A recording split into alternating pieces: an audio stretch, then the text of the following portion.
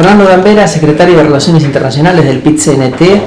en un momento muy particular de la República Oriental del Uruguay y de Latinoamérica, sí, con una escalada feroz de la derecha en todos los ámbitos y sin fijarse en ningún tipo de prurito en cuanto a violentar la legalidad, la institucionalidad, incluso los parámetros democráticos. Bueno, sí, en Uruguay no escapamos a esa realidad y seguramente no tengamos ni siquiera las vacunas ni estaríamos exentos de lo que está quedando en evidencia. Se está aplicando en el continente entero, que es un plan orquestado en algún centro de poder y aplicado con rigurosidad, con elementos que se repiten más allá de las particularidades de los países, se repiten en todos los países de América. Por ejemplo, la siembra de esa semilla del odio que va generando una división en la gente, que después en el enfrentamiento o en las situaciones que se dan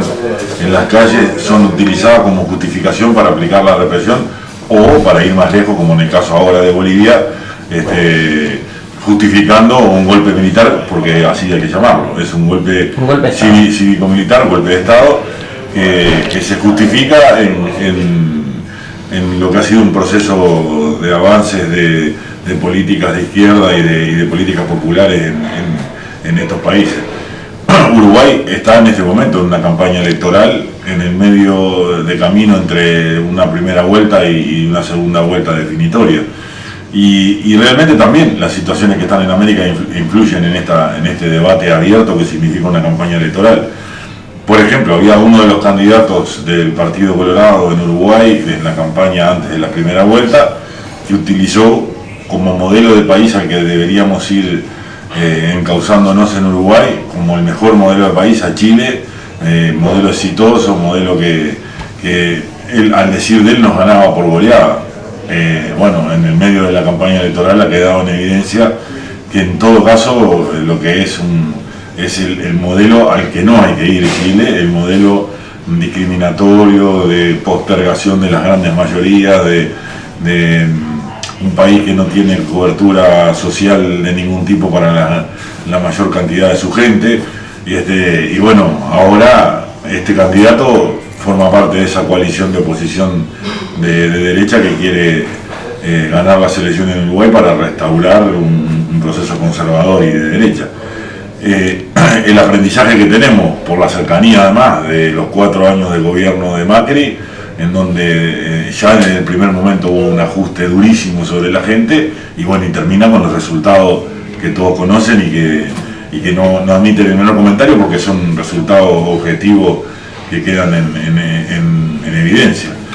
En eso es que bueno, los trabajadores organizados en el Uruguay, la Central Sindical Única del Uruguay, el PIT-CNT, está alerta diciendo, bueno, somos un movimiento sindical independiente, no tenemos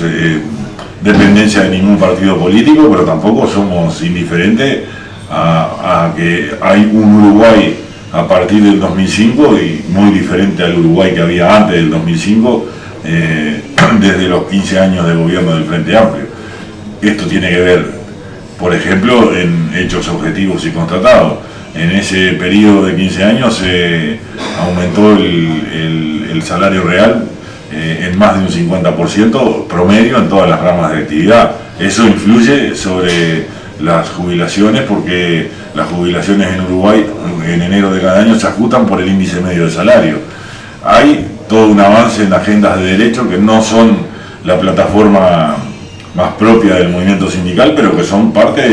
hemos sido parte de las luchas que se han llevado a cabo por eso, las luchas feministas, las luchas por la igualdad y la no discriminación, la ley de aborto, la ley de matrimonio igualitario, entre otras cosas que para nosotros no debe volverse atrás. En ese sentido estamos no solo alerta, sino manifestando que va a haber movilización en el Uruguay en cualquier hipótesis que se quiera flexibilizar o recortar derechos que nosotros creemos que no debe volverse atrás en el Uruguay. Y por cierto, en defensa también de algunos patrimonios propios de los uruguayos que tenemos, que son las empresas públicas, el valor estratégico que tienen esas empresas públicas, particularmente algunas como la empresa eléctrica, ni que hablar de la empresa pública de las telecomunicaciones, que es quien ha facilitado con sus políticas públicas el acceso a internet en casi todos los hogares del país, el acceso a una laptop por parte de los niños de las escuelas, de los estudiantes de secundaria, ni que hablar del Banco de la República Oriental del Uruguay, que es el banco de la mitad del mercado, pero que sus accionistas somos los 3,5 millones, y que en gobiernos anteriores había llegado a un nivel de desfinanciación por mala gestión terrible, y que hoy muestra una solvencia muy fuerte y una ganancia que puede ser reinvertida en desarrollar la pequeña y mediana empresa en el Uruguay y demás, ¿no? Entonces, bueno, para nosotros es un momento clave para los uruguayos, pero insertos en una región que está en un momento muy difícil. Fernando, vos decías, bueno, el modelo que nos explicaban algún candidato de la oposición como el mejor era el modelo de Chile, que queda claramente expresado que no es el mejor. Bueno, en todo caso, no es el mejor para quienes trabajan, pero sí es el mejor para la derecha. Chile es el gran modelo de la derecha y lo sigue siendo. Es el mejor para la derecha, para los pocos que acumulan sus ganancias, porque es verdad, son modelos que a veces, en el caso de Chile, generan grandes rentabilidades, pero que se quedan en muy pocas manos, y no hay duda, es un modelo que está solventado y que de alguna manera es el modelo que se pretende aplicar en todos los países, porque detrás de eso están lo que en otras épocas llamábamos multinacionales, hoy las llamadas cadenas de valor, que son el mismo perro con diferentes collares, solo que hoy tienen la facilidad de la tecnología de punta de hoy día, que le permite diversificar la producción de diferentes productos que van a ser comercializados, pero que tienen centros de poder en diferentes puntos geográficos. Ahora, la acumulación de riqueza sigue siendo peor que en décadas anteriores. Hay estudios a nivel planetario que dan muestra de lo que ha sido la acumulación de riqueza en muy pocas manos y en muy pocos centros de poder en los últimos tiempos. Seguramente esos centros de poder son los que también están jugando para que sea noticia hoy y mañana también, y todo el tiempo, una manija terrible en contra del proceso en Venezuela, y no se dice nada que el deterioro que vive, la calidad de vida y demás que vive la gente en Venezuela, porque hay un bloqueo que nadie quiere levantar, y que reivindicamos que se pueda levantar. Es el mismo centro de poder y el mismo plan que se aplica para reprimir a la gente cuando protesta en Ecuador o en Chile, y de eso no hay informes de la OEA ni de nadie que sustancie que está muriendo gente bajo esa represión.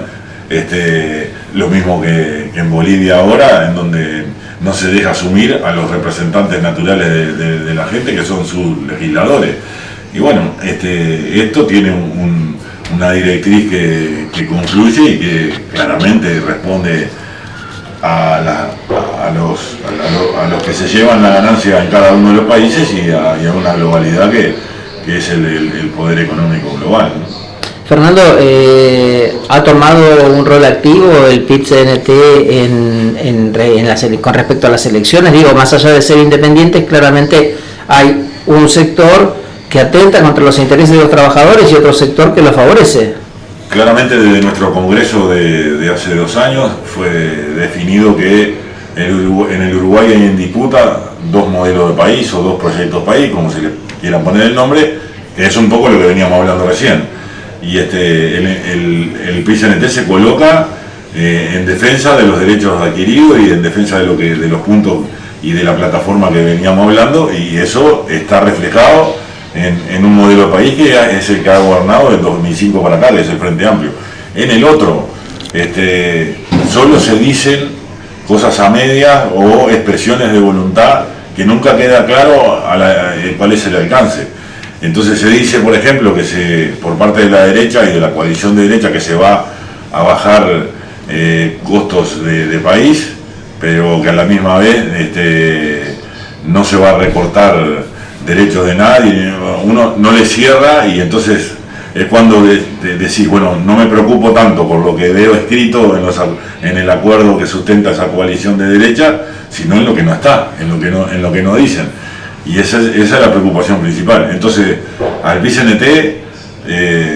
no se le puede pedir neutralidad, porque hay otros actores de la sociedad que no se la piden. Claramente las cámaras empresariales en Uruguay están jugados por esta opción de política de derecha, y nadie les dice que tienen que ser neutrales. Nadie les dice a las cámaras empresariales que deberían representar, porque supongo que los hay, a todos los empresarios medianos, chicos, más grandes, más allá de cuál sea su tamaño y de cuál sea su opción política. Y sin embargo, claramente tienen un sesgo político jugado. Bueno, en el caso de la central nosotros vamos a defender